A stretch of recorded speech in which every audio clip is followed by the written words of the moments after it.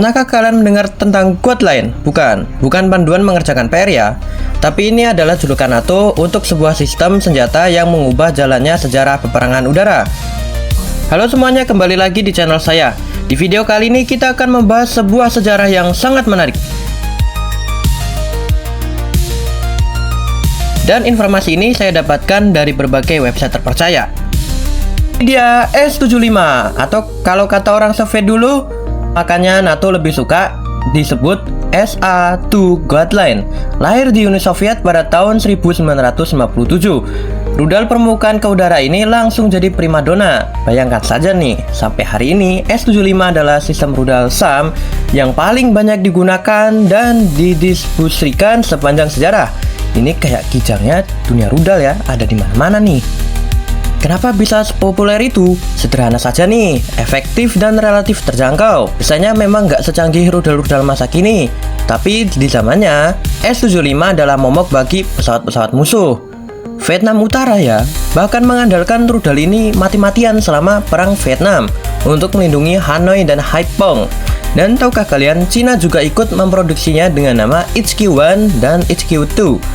Saking banyaknya variasi dan modifikasi, mencari versi aslinya, S-75 sekarang ini ibarat mencari jarum di tumpukan jerami yang terbuat dari rudal. Sekarang kita masuk ke bagian yang paling seru nih. Dari S-75 ini bukan cuma sekedar ada. Dia punya catatan prestasi yang bikin bulu kuduk berdiri. Ingat insiden U2 tahun 1960, pesawat mata-mata super canggih milik Amerika Serikat yang terbang seenaknya di langit, Uni Soviet. Boom, satu tembakan akurat dari S-75 berhasil menjatuhkannya nih. Dan pilotnya, Francis Gary Powers, tertangkap. Momen ini mengguncangkan dunia dan bikin Amerika Serikat kelabakan.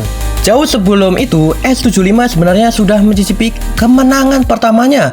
Tahun 1959, sebuah pesawat pengintai RB-57D Canberra milik Taiwan yang terbang tinggi di atas Cina berhasil dirobohkan.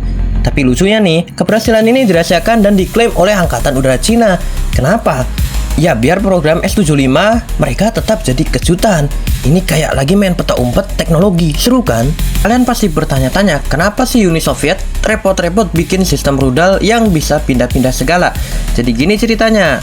Mereka punya sistem pertahanan udara statis namanya S-25 yang menjaga Moskow. Tapi mereka sadar sistem statis punya banyak kelemahan, nggak bisa melindungi pasukan di medan perang yang terus berubah. Gampang ditebak lokasinya, biaya pembangunannya mahal karena butuh infrastruktur permanen.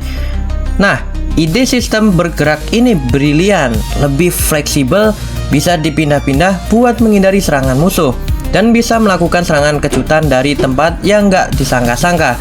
Tentu saja biayanya pun lebih hemat karena nggak perlu bangun barak dan fasilitas permanen di banyak lokasi.